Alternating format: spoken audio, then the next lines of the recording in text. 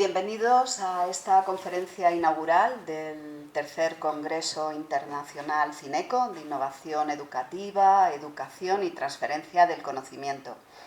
Me llamo Raquel Pinilla Gómez, soy una de las directoras del Congreso y tengo el placer de presentar a Judith González Ferrán, que va a impartir esta conferencia. En un día como hoy, el Día del Libro, el 23 de abril, qué mejor que tener a una licenciada en Filología Hispánica, experta en lengua española, hoy que Luis Mateo Díez recibe el Premio Cervantes en la Universidad de Alcalá. Judith se formó en la Universidad de Alcalá, así que podemos ir hilando todo.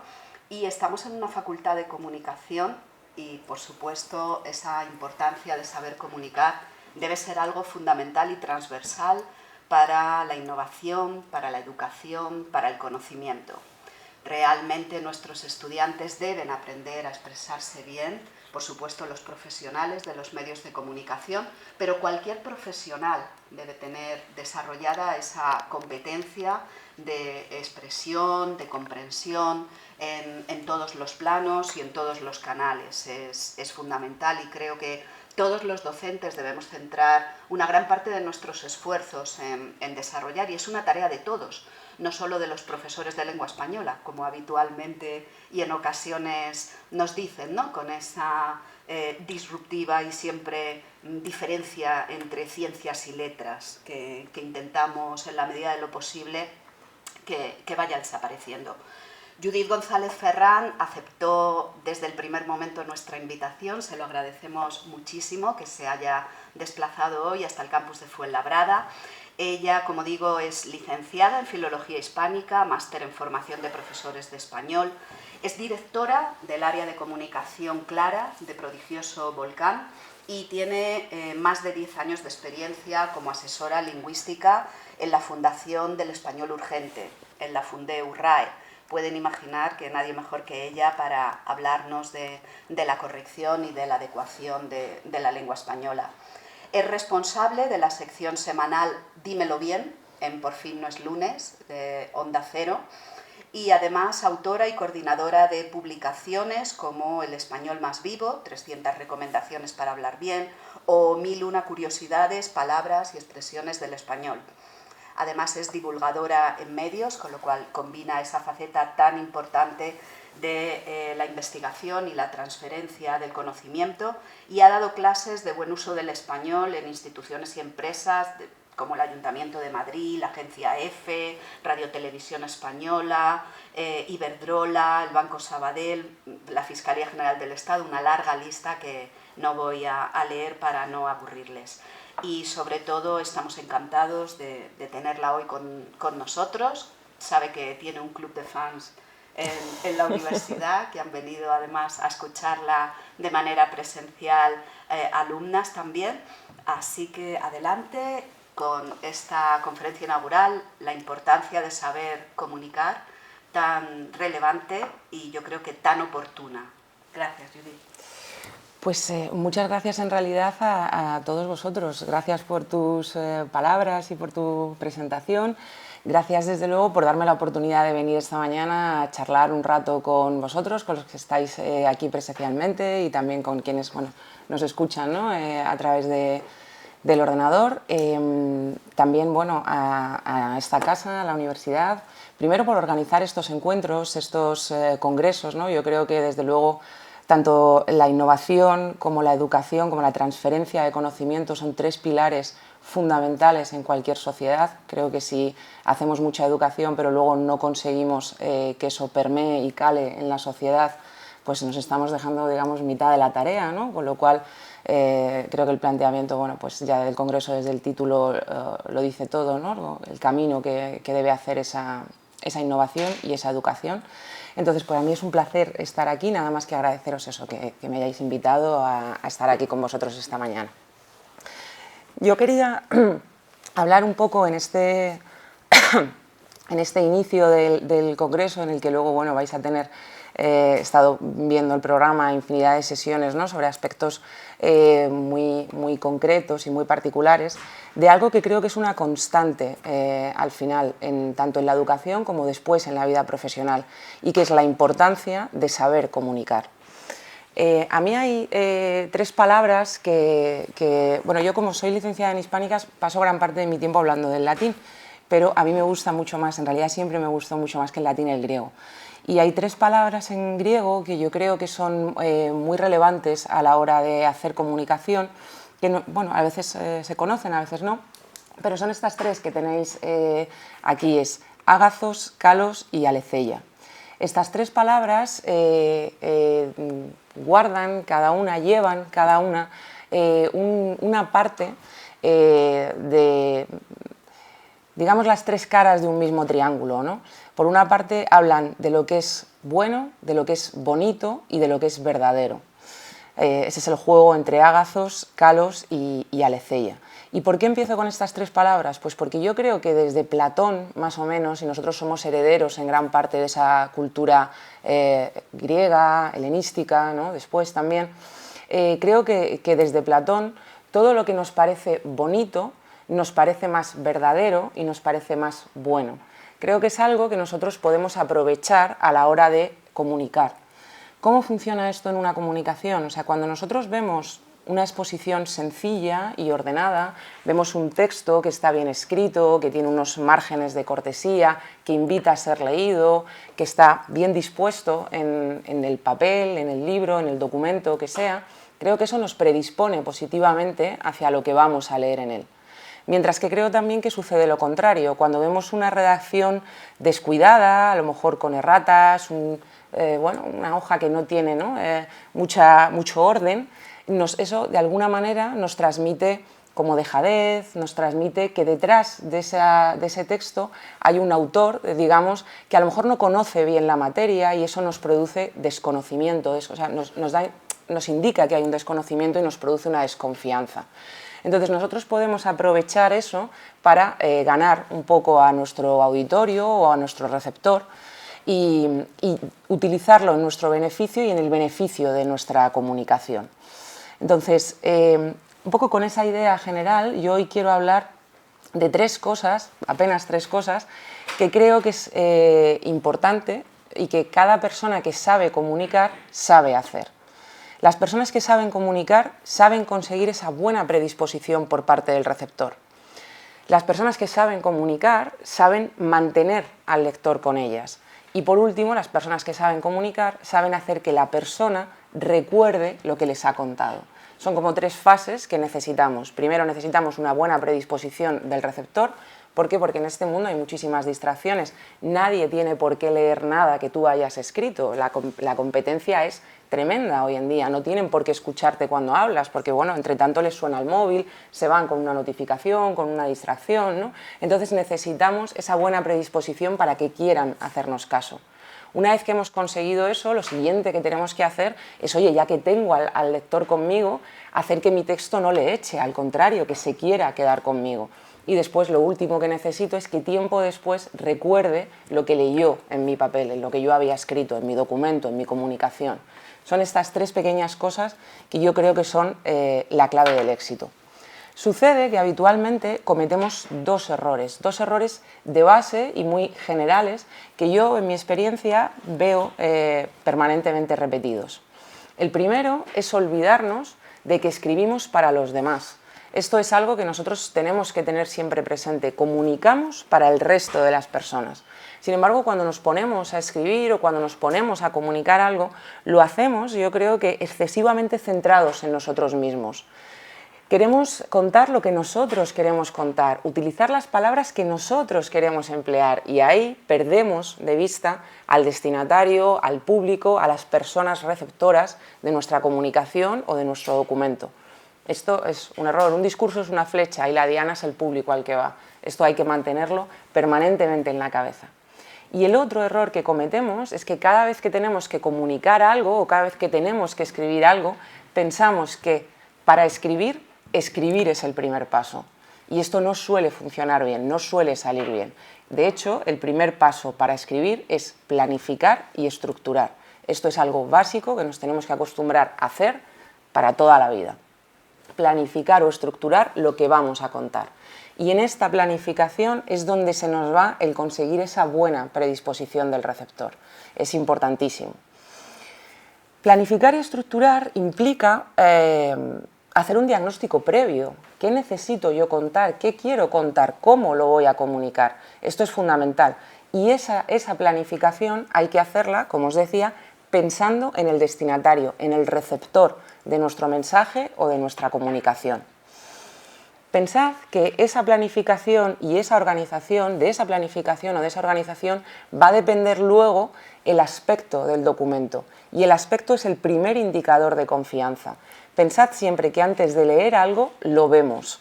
Y nosotros necesitamos que esa primera impresión que produce el texto sea buena. ¿Por qué? Porque es lo que os decía, bueno, bonito, verdadero. Cuando algo nos parece agradable, nos predispone de manera positiva. Cuidado que nuestro cerebro decide inmediatamente si algo le gusta o no le gusta.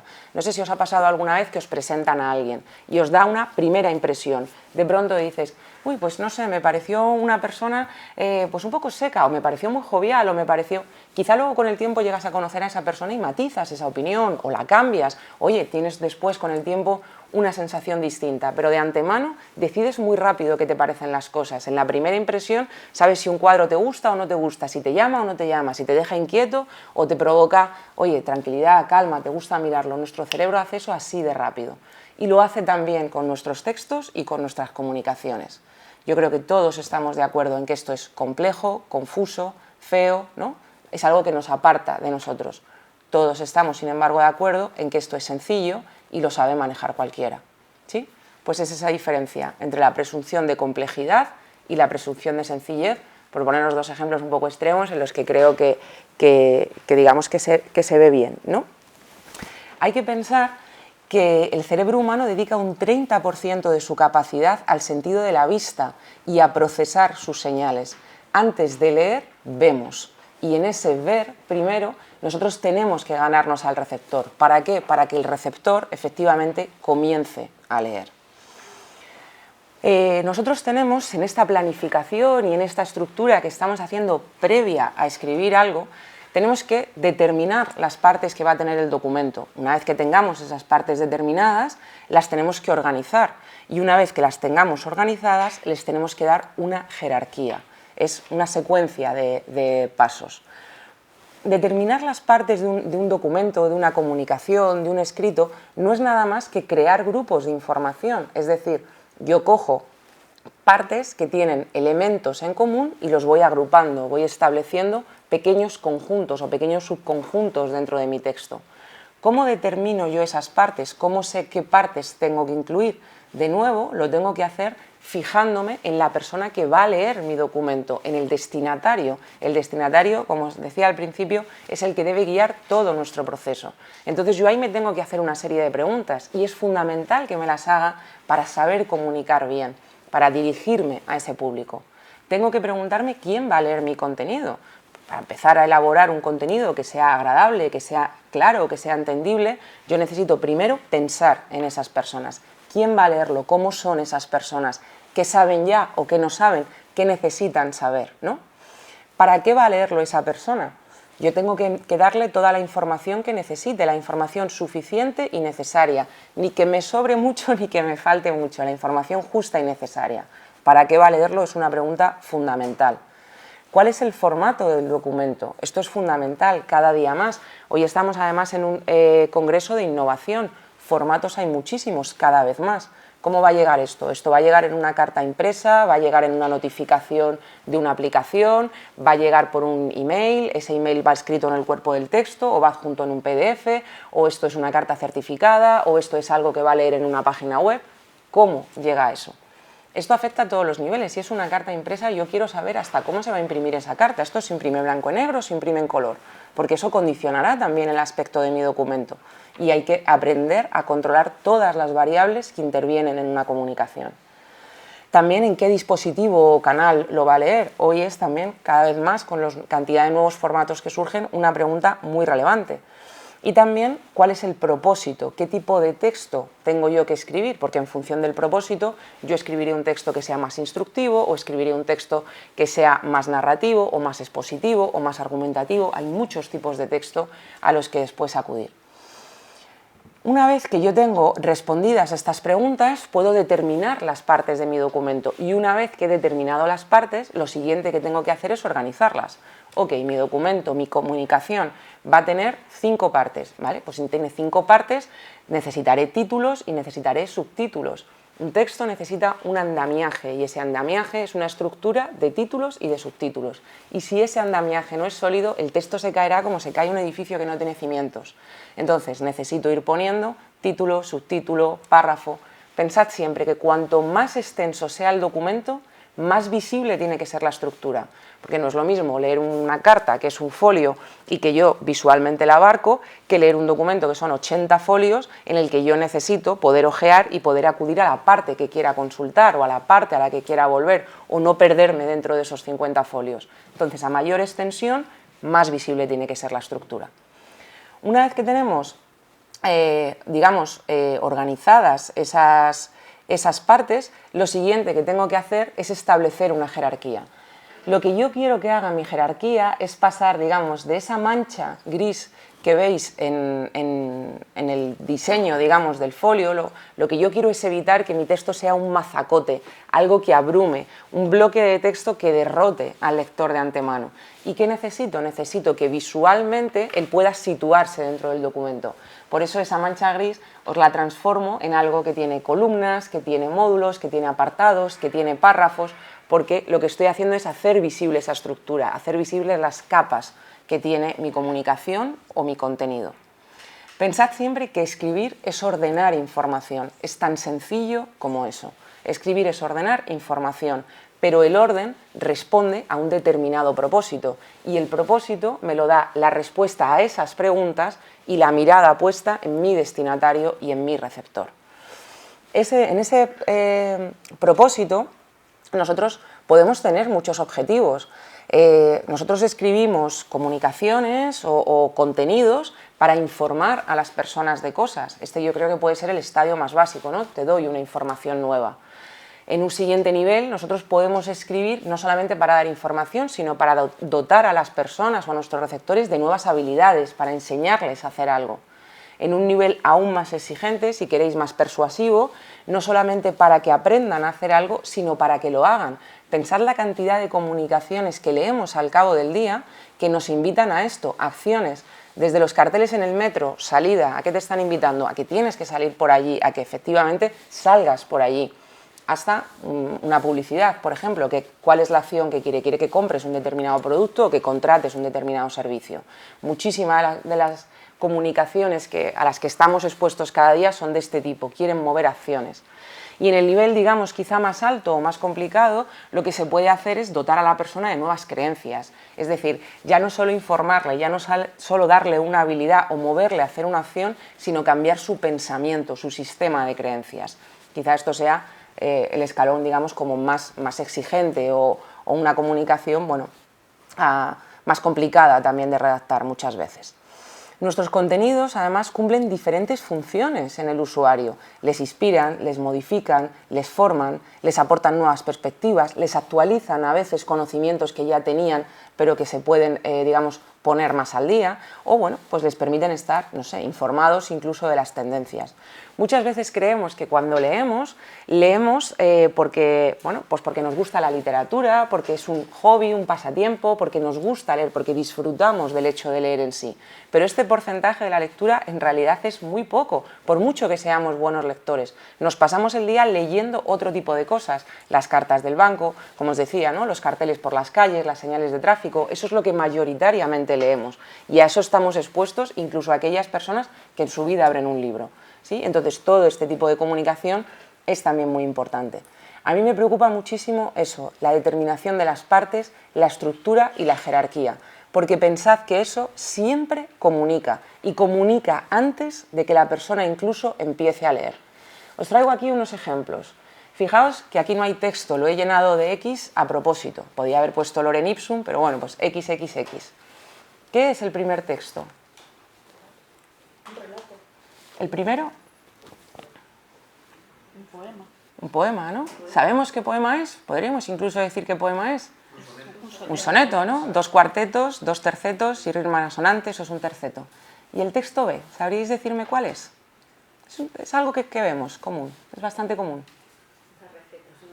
Una receta de cocina, efectivamente. Me levanto con permiso, no sé si salgo del tiro, pero lo que nosotros tenemos aquí es, imaginaos, en esa primera línea tenemos pollo al chilindrón, me invento, ¿no?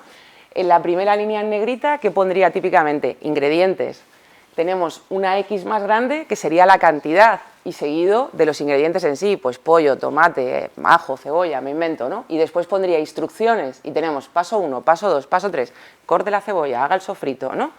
Fijaos que somos capaces de ver ahí un texto incluso antes de que hayamos escrito ninguna palabra. ¿Por qué? Porque estamos acostumbrados a cómo están dispuestos los elementos en una comunicación. Esto es fundamental, esto le da muchísima información a nuestro cerebro antes siquiera de que nosotros hayamos empezado a leer. A nosotros nos llega una carta, la cogemos del buzón, vemos un sobre alargado, 3 folios o 2 folios doblados en 3, una tabla, e inmediatamente lo que hacemos es bajar la mirada abajo a la derecha porque sabemos que lo que nos llega es una factura y queremos saber cuánto hay que pagar, ¿sí? Esto nuestro cerebro lo sabe, lo tenemos en la cabeza. Por eso, porque la disposición de las palabras ya me da mucha información, a mí me interesa mucho preocuparme por cómo es esa disposición. Y una buena disposición de las palabras necesita previamente una buena organización del contenido y una determinación de ese contenido, una división de ese contenido en partes. A mí me gusta es un documento histórico, un informe en el que Winston Churchill pedía a su Consejo de Ministros que le hicieran unos informes más breves y más claros. Esto era el contexto de la Guerra Mundial. Churchill, como sabéis, era un hombre pues muy ejecutor, ¿no? Quería mucha agilidad, y entonces a él le llevaba a los demonios los informes que le llegaban, que eran pues unos tochos que por lo visto él no tenía tiempo de leerse y que no podía manejar en un tiempo en el que además pues la política internacional a él le exigía como estar todo el rato pendiente, ¿no? No pierdo además nunca la oportunidad de poner esa foto de Churchill porque es que tiene una cara de abuelo gruñón que ¿vale? Pero lo que me interesa en realidad ya no es solo el hecho de que él pidiera agilidad, ¿no? Fijaos que estamos hablando del inglés, de informes para el primer ministro, quiero decir que este documento tendría todo lo necesario para tener todo el boato y la pompa del mundo y para ser un documento cualquier cosa menos ágil, que era lo que le pasaba, por eso él pedía brevedad. Pero fijaos que lo que me interesa es cómo Churchill, con una máquina de escribir, hace que este documento sea visual. Fijaos que incluso la jerarquía que él establece con una máquina de escribir. Tenemos un título centrado arriba. Tenemos además una primera palabra, brevedad, muy destacada, que esto se ve con un golpe de vista, brevity. Lo pone en mayúscula y lo pone subrayado. En el siguiente nivel, el siguiente renglón, ya lo tenemos en minúscula, pero también subrayado. ¿Veis cómo ha jugado con la jerarquía? Venimos de mayúscula, subrayado y ahora minúscula, subrayado. Después tenemos un párrafo y después, aun a esa distancia a la que yo desde aquí no puedo leer lo que escribe, sé que Churchill ahí tiene 4 puntos. Y lo veo porque veo 1, 2, 3 y 4 con ese sangrado. Es un texto absolutamente escaneable. Funcionaría hoy bien para cualquier página web o para cualquier contenido digital en el que de un vistazo la persona puede pararse justo en la parte en la que necesite leer, ¿vale? Esto Churchill lo hacía con una máquina de escribir. Nosotros hoy en día tenemos ordenadores que tienen más capacidad de la que tenían las imprentas hace 20 o 30 años, teléfonos móviles incluso con los que podemos editar incluso una novela entera, si tuviéramos la paciencia de verlo en una pantalla pequeña, y escribimos textos como ese que tenéis a la izquierda. No tienen nada que destaque, nada que me invite a ser leído, son un mazacote, un bloque de texto. Por mucho, de verdad, que lo que hayáis escrito ahí sea una prosa maravillosa, nadie va a querer leerlo, porque al lector le tira para atrás. No estás consiguiendo esa buena predisposición del receptor que necesitas para que empiecen a leerte. Y hasta aquí no hemos escrito en una sola palabra, esto es una mancha, hablo de lo que a nuestro ojo le parece, ¿sí? Bueno, Las jerarquías lo que hacen, además, es guiar nuestra mirada. Las jerarquías facilitan la lectura estratégica de los contenidos y nosotros podemos guiar la mirada del lector. Te llevo del título al texto, a un subtítulo, te vuelvo al texto. Puedo controlar dónde vas a poner tus ojos cada vez. Decidme si esto funciona. ¿Funciona? Podemos controlar dónde ponemos los ojos cada vez. Tenemos que aprender a controlar los tipos de letra. ¿Qué tipo de letra utilizamos? Oye, estos son mis palabras, es lo que yo estoy escribiendo. No dejéis que esto lo decida en automático el ordenador. Será una Times New Roman, será un Arial, será una Garamond, será lo que tenga que ser en función de lo que yo quiera comunicar. Pero tenéis un gestor, o sea, un procesador de textos, cualquiera de ellos, incluso los que son libres y gratuitos, con una infinidad de fuentes que ya hubieran querido los tipógrafos de Gutenberg. Cuidado, ¿no? Y sin embargo dejamos que el ordenador lo decida en automático. Acostumbraos a jugar con el cuerpo del texto, con los tamaños de letra, con los pesos tipográficos. No es lo mismo una letra light que una letra negrita, que una regular, ¿no? Familias tipográficas enteras nos dan 8, 9, incluso 10 opciones en ocasiones dentro del mismo tipo de letra. Tenemos que aprender a poner las negritas, a resaltar lo que nosotros queremos, a jugar y saber combinar las fuentes que tienen remate o serifas con las que no las tienen y a pensar también que el color es algo que nosotros podemos manejar en nuestro beneficio. No se trata obviamente de escribir un texto lleno de colorinchis, no voy a eso, ¿no? Pero sí que golpes de color donde a mí me interesan sirven para eso, para establecer esas jerarquías. Jugando simplemente con los pesos nosotros podemos establecer pues secuencias, gradaciones en el contenido, una jerarquía visual, que es lo que yo quiero. Fijaos cuántas veces se cumple esto, la elección de la tipografía. La típica letra, la potencia, por ejemplo, es un tipo de letra que está en casi todas las revistas de motor. Casi todas las revistas de motor utilizan esa tipografía. Los periódicos o las publicaciones más conservadoras suelen tener tipo de letra que veis abajo. Es muy raro ver una publicación que hable sobre minimalismo o sobre estilo, digamos, zen o nórdico o como lo queráis llamar, con una tipografía como la de Fuerza. Sería casi un oxímoron, ¿sí? La siguiente vez que os paréis delante de un kiosco, mirad un poco las revistas, la tipografía que tienen y pensad en esto, a ver si creéis que se cumple o veis innovaciones también ahí. Pero normalmente suele ir por ahí, ¿no? El lujo siempre tiene serifas, lo moderno no tiene remates, ¿vale? Entonces, las tipografías tienen, digamos, un valor semántico. Hay que acostumbrarse también a jugar con el interlineado, no es lo mismo este parrafito de la legibilidad, ahí hacinado, comprimido, ¿no? Que el otro que tiene mucha más legibilidad, pero que igual también es excesivo. Entonces, hay que dar ahí un equilibrio, ¿no? Jugar con ese espacio vertical que cabe entre las líneas de un texto. Y también aprender a utilizar los iconos.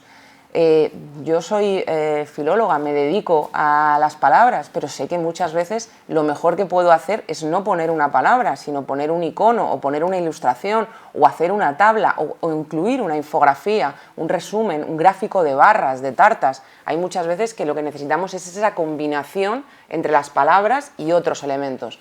Este es un ejemplo simplemente de medicamentos, ¿no?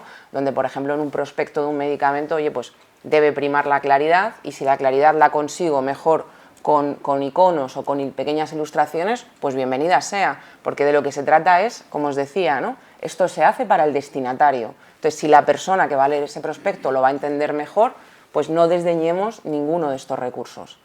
Lo que nos parece agradable a la vista y lo que nos parece sencillo a la vista nunca es casual. Y eso es lo que nosotros empezamos a leer, lo que nos parece sencillo y agradable. Si yo llego aquí sobre la mesa y pongo los 3 tomos de la gramática descriptiva de la lengua española, 2000 páginas por tomo, papel Biblia, vosotros automáticamente vais a decir, madre mía, qué tostón nos va a contar. ¿Sí? Porque esa impresión ya te da la impresión de que va a ser complejo. Entonces, que algo parezca sencillo, de verdad que no es casual, es el trabajo con esta serie de elementos que os contaba, ¿vale? Estos son simplemente algunos ejemplos de cambio. Lo que nosotros queremos es, en definitiva, hacer más fácil lo difícil, o al menos hacer que lo difícil de antemano parezca fácil, para invitar a la gente a adentrarse en ello y para que progresivamente pueda ir adquiriendo ese conocimiento. Porque si de antemano les echamos, no van a aprender nada, no lo van a leer. Los textos mejoran mucho con eso. Este es un párrafo que es tal cual la noticia, como se contó, el hecho de que por primera vez se hubiera conseguido la imagen de un agujero negro. Como veis, es un texto que si no lees no sabes absolutamente nada de qué va, y es un texto absolutamente plano. Podemos, bueno, darle como una especie de título y un subtítulo y ya, de alguna manera, introducimos el tema más rápidamente para que el lector pueda hacerse una idea de qué va. Yo puedo darle un poquito más de resalte, ponerle una negrita, puedo jugar con, como os decía, con los tipos de letra, puedo seguir potenciando eso. Y al final, ¿qué es lo que necesita esto? Necesita una imagen de un agujero negro, porque eso es lo que hace que el texto quede completo, que el contenido esté completo, y esto es lo que hace que sea una buena comunicación. Al final, lo visual es imprescindible para que nuestro mensaje pueda ser memorable, y eso es algo que nosotros necesitamos y que tenemos que aprender a combinar y aprovechar. De tal manera que en nuestro pequeño índice que teníamos, para conseguir una buena predisposición del receptor, yo lo que necesito es que aprendamos a preocuparnos por el aspecto, por la disposición, por la apariencia del contenido. Esto es algo fundamental, y si nos olvidamos de esto, no van a empezar ni siquiera a leernos. La segunda tarea que teníamos era mantener al lector con nosotros. Una vez que nuestro texto les ha llamado la atención y que efectivamente han empezado a leerlo, lo que no puede ser es que lo que yo escriba le eche. Eso no puede ser. Entonces, bueno, pues para mantener al lector contigo, con tu texto, con lo que has escrito, no queda otra que escribir bien. Escribir bien por muchos motivos, no es solamente que uno tenga que respetar las normas de la Real Academia, que bueno, oye, pues como todo, algunas nos gustarán más y otras nos gustarán menos, porque también pues cada uno tiene su manera particular de hablar en muchos aspectos, ¿no? A mí me interesa que escribamos bien porque me interesa, primero, que seamos capaces de expresar con rigor los contenidos que nosotros queremos expresar. Esto me parece fundamental. Y lo segundo que me parece fundamental es que nosotros podamos hacer que el lector nos entienda. Nadie va a seguir leyendo nada que no entienda, porque cuando tú empiezas a leer y te pierdes, desconectas, te vas a otra cosa, te coges el móvil y te metes en una red social, te pones la tele, coges otro libro, hay muchísimos libros que leer, ¿sí? Entonces necesitamos esas cosas. Para hacer eso, pues oye, dos truquitos y una repetición. Uno es que vigiléis muy de cerca las palabras, otro es que no dejéis que las oraciones se os vayan de las manos, y el tercero es que lo escaléis. Si lo sabes hacer con una palabra y lo sabes hacer con una oración, haz lo mismo con un párrafo y luego haz lo mismo en el texto. No tiene más misterio que esto, no es más difícil. Yo lo siento, pero no vengo a daros el truco de cosas difíciles, es así de fácil, así de sencillo. ¿Cómo vigilamos las palabras? Pues hay muchos tipos de palabras que vigilar. Podemos vigilar, para empezar, las palabras extranjeras. Los anglicismos se nos cuelan hasta en la saciedad, muchas veces sin ningún sentido ni ningún fundamento. Los anglicismos se pueden traducir, se puede escribir, digamos, adaptado a la gramática o la ortografía, la morfología o la ortografía del español, y se puede además escribir con resalte tipográfico. Entonces, vamos a vigilar un poco cuántos de los anglicismos que escribimos son necesarios y cómo escribimos los que sí que son necesarios. Podemos vigilar las palabras que son excesivamente complicadas. ¿Por qué? Porque de nuevo el lector se pierde con ellas. Entonces, si efectivamente es jerga técnica, es una palabra que yo necesito poder emplear porque es riguroso y porque es necesario en ese contexto, como digo desde el principio, vamos a tener a ese lector en la cabeza, pues vamos a intentar explicarla cuando no podamos sustituirla, porque los demás no tienen por qué conocer las palabras propias de nuestra jerga, sobre todo cuando hablamos a un público general, a un público diverso. Entonces, bueno, pues hay palabras que tienen, digamos, un equivalente que es fácil y que es más conocido, y hay otras que no lo tienen. Si las tenemos que emplear, pues las explicamos. Cuidado igualmente con las siglas. Muchas veces nosotros empleamos siglas dentro de nuestro ámbito y fuera de ese ámbito no se conocen o coinciden con otro tipo de siglas y pueden llevar a error. La idea con las palabras complicadas es no hacer que el otro se sienta, digamos, tonto sin justificación, ¿no? O sea, lo que se trata es de que las personas lean nuestro texto y puedan aprender cosas, no que se vayan sintiendo, oye, que son más tontos de lo que pensaban antes, ¿no? Nadie va a seguirte leyendo si le haces sentir mal también. Entonces, dosifiquemos ese conocimiento. Vamos a vigilar las palabras largas, las palabras innecesariamente largas. Hay como también una tendencia a cada vez alargar más las palabras. No nos gusta decir abrir, nos gusta decir aperturar.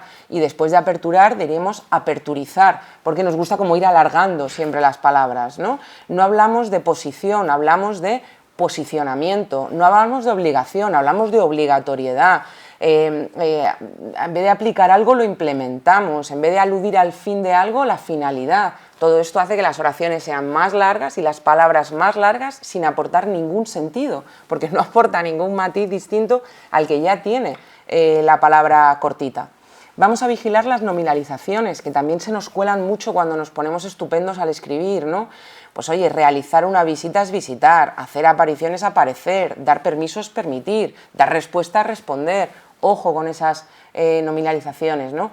También abusamos muchísimo del presente continuo cuando queremos como elevar un poco nuestro discurso, un poco falsamente, ¿no? Lo de llegó a estar trabajando, vamos a proceder a, pues se puede decir con un solo verbo, ¿no? En vez de con tres. Entonces, bueno. Vamos a vigilar también las palabras abstractas. Porque un lenguaje que es concreto y que es definido es más fácil de recordar que un lenguaje que es abstracto.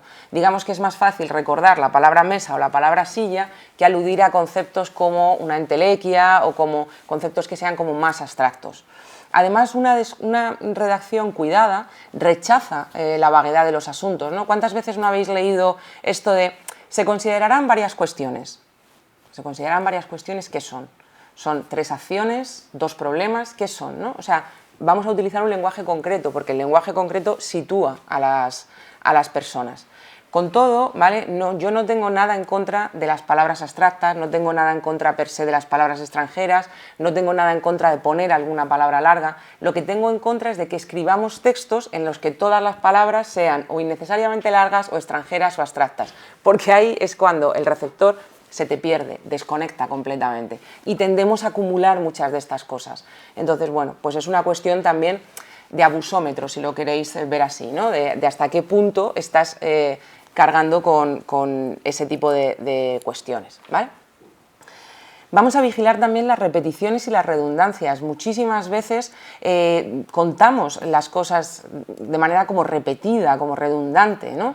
Si las cosas se explican una vez y se explican bien, ya no hay necesidad de volverlas a repetir. Entonces, además, ojo con todas estas expresiones que se nos cuelan, ¿no? El puño cerrado, bueno, pues es que todos los puños son manos cerradas, porque eso es un puño, una mano cerrada. El nexo de unión, pues es que no existen nexos de separación, entonces todos los nexos son nexos de unión. Funcionario público, bueno, pues en España todos los funcionarios son trabajadores públicos, en otros países no, aquí sí.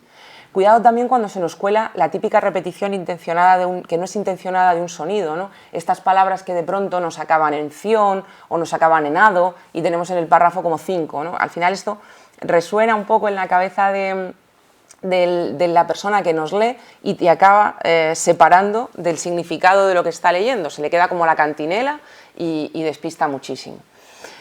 Vamos a tener cuidado también con acumular negaciones. Cuando una oración tiene muchísimas negaciones, automáticamente es más difícil de entender.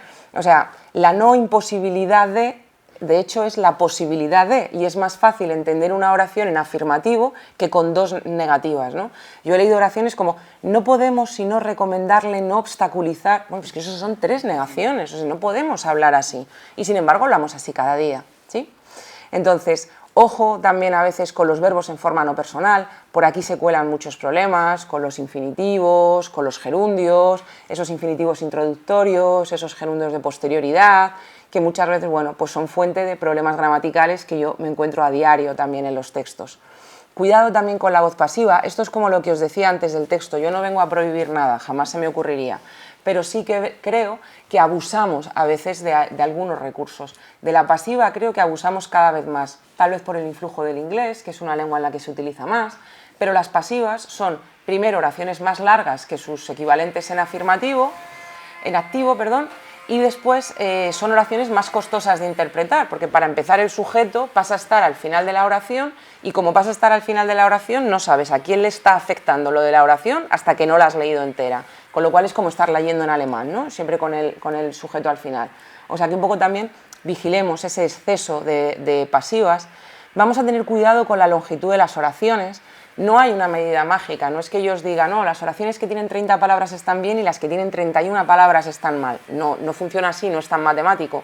Pero vamos a tener en cuenta que una palabra por encima de 40 palabras, o sea, una oración por encima de 40 palabras, más que una oración, empieza a ser una emboscada.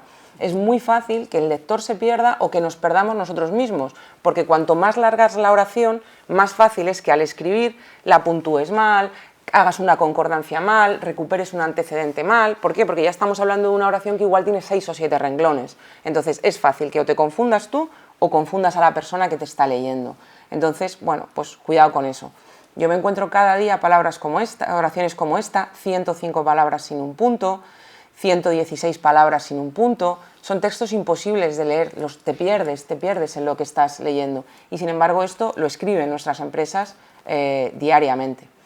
Hay veces que tenemos también el problema contrario, no es que escribamos oraciones eternas, sino que al contrario, lo único que sabemos escribir son oraciones de renglón y medio y además entre cada una de ellas ponemos un punto y aparte. Es decir, ya no tenemos punto y seguido, ya no tenemos párrafos, solo tenemos oración, punto, intro, oración, punto, intro, oración, punto, intro. Fijaos en cuántas cartas comerciales os llegan de este tipo, ¿no? Estimado cliente, el pasado 21 de marzo nos contactó para presentar una reclamación respecto a la facturación en el servicio X que le prestamos. Punto, intro. Sentimos que haya tenido que abrir una reclamación. Punto, intro. Indicarle que puede ponerse en contacto con nosotros a través de nuestra página web. Punto, intro. Punto, intro, ¿no? O sea, ni tengamos la oración de 116 palabras, ni seamos incapaces de escribir un párrafo. Entre medias hay que buscar, oye, pues algo, una medida de las cosas, en el medio un poco está la virtud, ¿no? Yo veo muchos problemas también con la puntuación normalmente en los textos y es algo que a la hora de escribir bien, a la hora de que una persona nos lea y nos entienda y siga bien el hilo de nuestro discurso, de nuestro relato, necesitamos que los textos estén bien puntuados.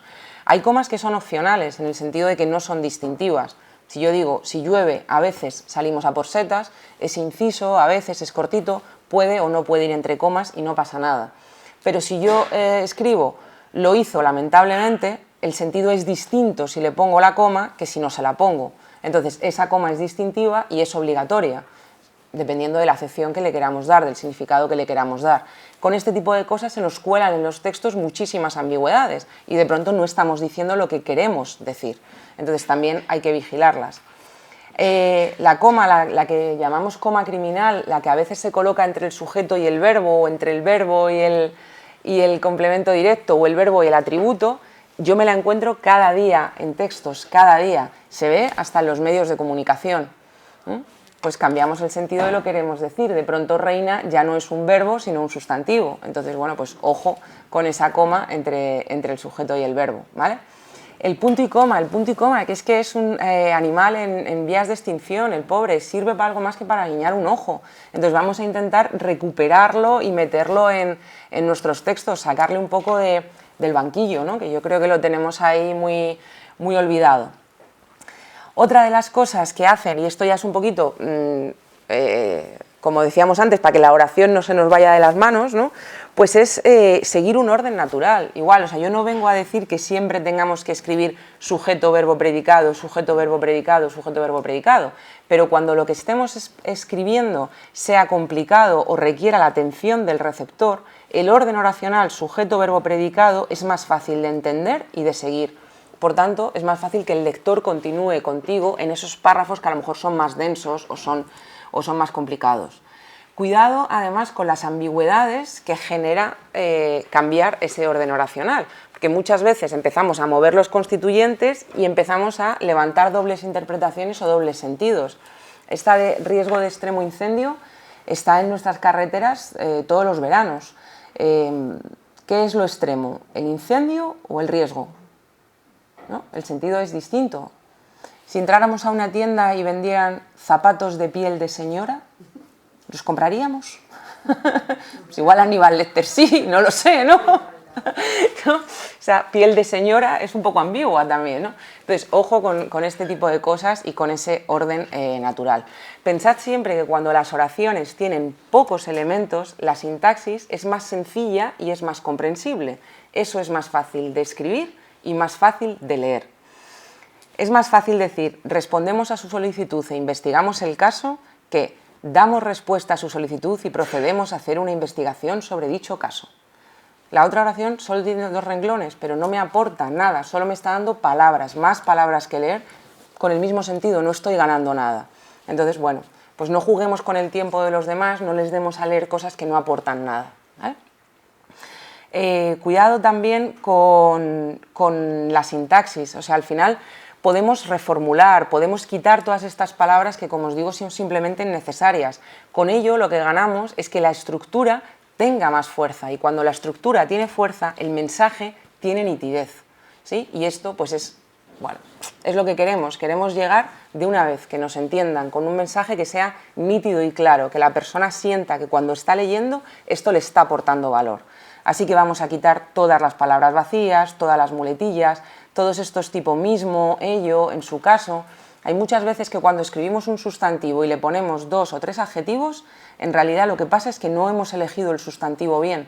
Me sobran esos 3 adjetivos. Párate un segundo, busca bien el sustantivo, tendrás una oración más clara, más rigurosa y más fácil de entender, y además más corta. A la gente le gustará más, porque hoy en día la brevedad es muchas veces un valor en alza. Entonces, más vale, digamos, pararse ahí a hacer ese ejercicio. Cuando al final hayamos acabado de quitar todo lo que les sobra a nuestros textos, lo único que tenemos que hacer es ordenar lo que queda. Como os decía antes, escribir es ordenar información, de verdad, no es más complicado que eso. Y a mí me gusta mucho esta frase del autor del Principito, de Saint-Exupéry, que dice que la perfección no se alcanza cuando no hay nada más que añadir, sino cuando no hay nada más que quitar. Entonces, bueno, pues eso es un poquito la idea.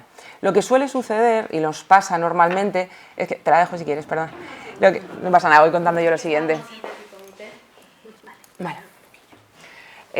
Lo que suele suceder es que quitar cosas nos cuesta muchísimo más que añadirlas. Esto siempre pasa, ¿no? Te vas a comprar ropa y es mucho más fácil comprar 3 camisetas y cuando llegas a casa no quieres quitar ninguna de las que tienes, entonces sigues metiendo más y más cosas en el armario. Pues esto es igual, si la oración es el armario, al final no cabe, no cierra y nadie se entera, ¿no? Entonces, bueno, para conseguir escalar esto, para conseguir que hayamos vigilado las palabras nos pasen a formar unas oraciones buenas y seamos capaces de escalar esto del párrafo al texto, algo que es muy importante recordar y utilizar son los conectores. Los conectores discursivos, yo lo digo muchas veces, son la navaja suiza del escritor, valen para todo. No solamente le ayudan a dar coherencia y cohesión a un texto, sino que además sitúan al lector, es decir, el lector ve enseguida un por una parte, por otra, para empezar, para concluir, en conclusión, recapitulando, este tipo de palabras e inmediatamente se sitúa, con lo cual son un ancla buenísima, ¿vale? Y tenemos un poco que recurrir a ellos. En general es mejor, sobre todo cuando los contenidos los escribimos para pantallas, escribir mejor las enumeraciones en formato de lista. ¿Por qué? Porque de nuevo las listas a mí me informan de un solo vistazo. Yo el primer texto, para saber lo que dice, lo tengo que leer. La segunda formulación la puedo ver. Inmediatamente veo que necesito 3 cosas, que tengo que llevar 3 papeles, que son 3 documentos.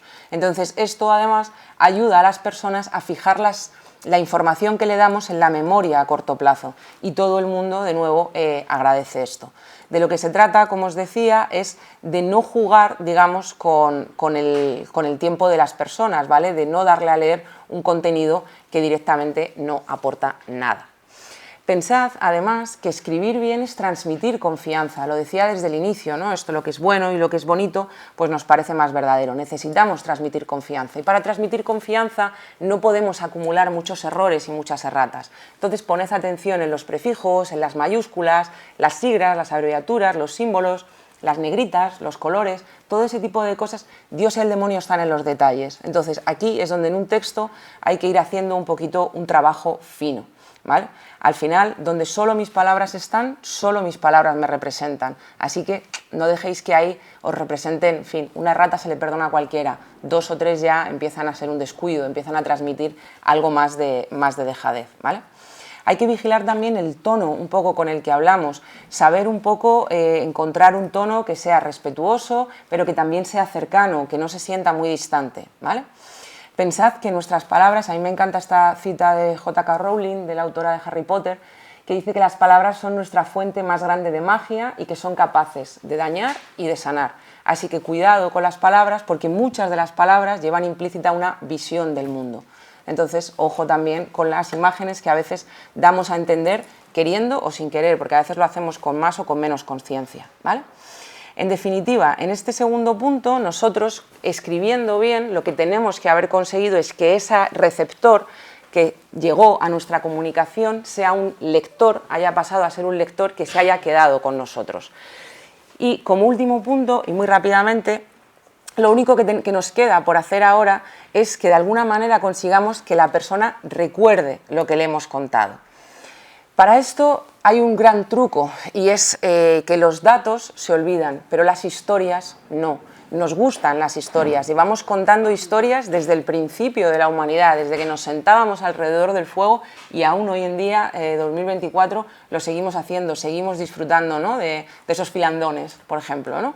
Entonces, pensad que tenemos que de alguna manera contar una historia y las buenas historias tienen parte de sorpresa, son sencillas, pero cuidado que consiguen ser relevantes, son auténticas, tienen algo de emotividad, algún toque. Contar historias, a lo mejor me decís, bueno, pero yo no sé contar una historia, o yo, da igual que no sepas, si esto de nuevo está inventado. Digamos que en la historia hay 7 tramas básicas. No me voy a entrar en ellas porque esto tampoco es como el objeto de la sesión, pero muy rápidamente tenemos historias o tramas en las que lo que hacemos es vencer al monstruo. Bueno, pues esto tiene además un hilo argumental, una estructura típica desde un principio hasta un final, desde la llamada, los preparativos, un primer enfrentamiento frustrado hasta un desenlace que es feliz, ¿no? Cuentos como ejemplos de vencer al monstruo, pues desde Hansel y Gretel a Parque Jurásico, al Señor de los Anillos, Teseo y el Minotauro, David contra Goliat, las historias son siempre las mismas. Tenemos historias en las que no queremos vencer al monstruo, pero tenemos una búsqueda, un camino personal, un héroe que, bueno, pues sale al mundo real o fantástico, ¿verdad? Y las historias nos van llevando por ahí. Tenemos tramas que son de viaje y de regreso, y también tenemos muchísimos ejemplos de esta, pues desde el Ulises hasta Regreso al futuro, son la misma historia, ¿no? Tenemos tramas en las que nos cuentan el cambio de alguien de rico a pobre. Esto pasa, pues no sé, desde Pretty Woman a, no sé, es que hay infinidad de historias que nos cuentan este mismo esquema, ¿no?, este mismo relato. Oliver Twist, no sé, El patito feo, El lazarillo de Tormes. El lazarillo de Tormes en sí tiene la misma estructura argumental que Pretty Woman, es que digamos que en sus partes es lo mismo, es el mismo desarrollo, ¿sí? Y tenemos ahí, bueno, pues más tramas, como pueden ser las típicas del renacimiento del héroe. Al final son historias y las historias nos consiguen entretener y consiguen hacer que aprendamos. Las hay más cómicas, las hay más trágicas y al final todas tienen, digamos, una estructura tipo, un arquetipo típico, ¿vale? Las voy pasando un poquito más rápido porque simplemente quiero llegar hacia las diapositivas finales, ¿vale? De lo que se trata, en definitiva, es de que con una historia o con los trucos de las historias, entiéndase truco en el mejor sentido de la palabra, no como un truco, como un engaño, pero de lo que se trata es de que con las historias o con lo que nosotros podemos aprender de las historias, hagamos que lo que nosotros le estamos contando al otro le importe. Esta es la clave y es lo que necesitamos. No podemos desdeñar el poder de las historias, porque si no estás comunicando con una buena historia, no te van a recordar, se van a olvidar. El poder de las historias, al final, es el poder de las palabras. Y de alguna manera, igual que los conectores cohesionan las oraciones, la narrativa, la historia, el relato, como lo queráis llamar, cohesiona las ideas. Y cuando nosotros podemos contar esa historia, cohesionar esas ideas, es mucho más fácil que la persona recuerde lo que le hemos contado. Me diréis, pero ¿para qué aplico yo esto? Porque yo no escribo cuentos o no escribo argumentos de película. Me da igual, esto sirve para vender libretas. Moleskine vende millones y millones de libretas con la historia de que era el cuaderno que utilizaba Picasso, Hemingway y Van Gogh. Tiene una historia detrás de la libreta. Esto me sirve para escribir informes en cualquier empresa. ¿Por qué? Porque el propósito de una compañía, su visión, sus objetivos, sus valores, no dejan de ser una historia. Pero es que esto me sirve para escribir canciones. Esto es El hijo de la luna de Mecano, pero me da igual, las que queráis. Tienes unos antecedentes, una mujer que tiene un marido, le pide un niño a la luna para hacer un trato. ¡Ja! Pero la luna le da un niño al vino, qué mala, qué pícara, ¿vale? Entonces su marido piensa que la mujer le ha engañado, ¿sí? Pero al final, oye, nos enteramos de que todo es un trama, un plan de la luna. Esto es una canción, pero es que es un cuento, es la trama de un cuento. Entonces, con ello podéis hacer, digamos, podéis escribir lo que necesitéis. Resumiendo, en mi diapositiva de índice, la primera es la que al final he conseguido completar. Necesito una buena predisposición del receptor y la consigo cuando me preocupo por el aspecto, por la apariencia de mis comunicaciones. Recuerda que nadie va a empezar a leer algo que no le resulte agradable. Después, ¿qué necesitas? Mantener al lector contigo. Has conseguido que tu receptor sea tu lector. Genial. Escribe bien, porque nadie va a seguir leyendo nada que no entienda. Y al final, ¿qué necesitas? Pues oye, que la gente recuerde, que las personas recuerden lo que le has contado. Para eso tienes que meter toques de una historia, toques de una historia. Los datos se olvidan, lamentablemente los hechos se manipulan, las historias bien contadas permanecen.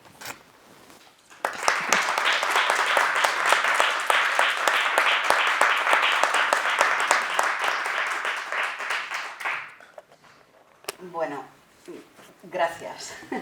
Gracias a ti, porque qué maravilla de presentación, de ponencia, de explicación.